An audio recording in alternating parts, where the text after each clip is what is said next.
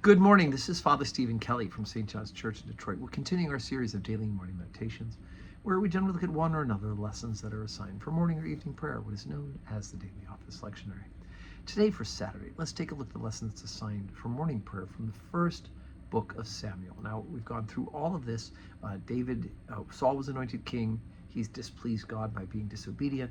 God has anointed David. Saul has realized that the kingdom is going to be taken from him and given to David. And now Saul seeks to kill David, to eliminate him so that he can pass the throne on to his own son. The struggle's real.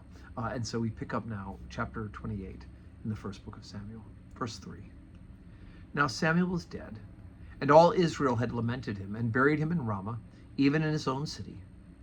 And Saul had put away those that had familiar spirits and the wizards out of the land. And the Philistines gathered themselves together and came and pitched in Shunem. And Saul gathered together all Israel, and they pitched in Gilboa. And when Saul saw the host of the Philistines, he was afraid, and his heart greatly trembled. And when Saul inquired of the Lord answered him not, neither by dreams, nor by Urim, nor by the prophets.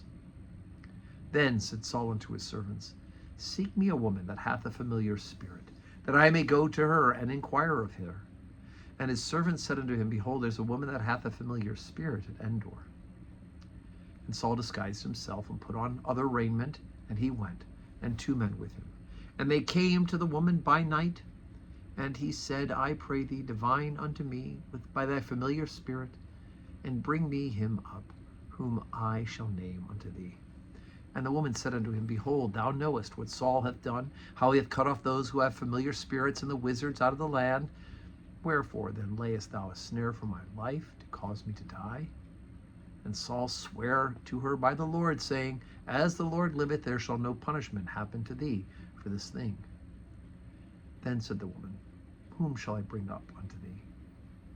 And he said, Bring me up Samuel. And when the woman saw Samuel, she cried with a loud voice, and the woman spake to Saul, saying, Why hast thou deceived me? For thou art Saul. And the king said unto her, Be not afraid, for what sawest thou? And the woman said unto Saul, I saw gods ascending out of the earth. And he said unto her, What form is he of? And she said, An old man cometh up, and he's covered with a mantle. And Saul perceived that it was Samuel. And he stooped with his face to the ground and bowed himself. And Samuel said to Saul, Why hast thou disquieted me to bring me up? And Saul answered, I am sore distressed. For the Philistines make war against me, and God is departed from me, and answereth me no more, neither by prophets nor by dreams. Therefore I have called thee, that thou mayest make known unto me what I shall do. Then said Samuel, Wherefore then dost thou ask of me, seeing the Lord is departed from thee, and is become thine enemy? And the Lord hath done to him as he spake by me. For the Lord hath rent the kingdom out of thine hand, and given it to thy neighbor, even to David. Because thou obeyest not the voice of the Lord, nor executest his fierce wrath upon Amalek, therefore hath the Lord done this thing unto thee this day. Moreover, the Lord will also deliver Israel with thee into the hand of the Philistines. And tomorrow shalt thou and thy sons be with me. The Lord also shall deliver the host of Israel into the hand of the Philistines. So this is the final episode of Saul. Of course, we'll hear that of course he will die, as Samuel from the dead has told him. This is forbidden by the faith.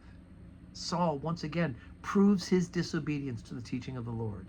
He goes after one, as we would say, somebody who's divining spirits, somebody who, what's the name of it now? Psychics, right? These people who use psychics and tarot cards to tell you the future.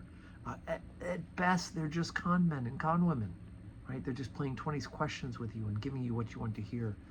At worst, they're tapping into the elemental spirits, which is forbidden to those who are followers of God, especially those of us who follow Jesus Christ. It's forbidden, and yet people fall for it. They go to fortune tellers. They go to these wizards. They go to these psychics. And they think that their future is written in the stars, or their future is written for them. You have free will. You have the free will to choose to serve God. And part of that service is not to go after this. Because the best case scenario, they're playing 20 questions and they're a real good con. The worst case scenario is they really are in touch with the elemental spirits of the earth. And those elemental spirits are fallen angels. It's the demons. So avoid it. It's a long morning meditation, but of course, it's important. It's an important topic.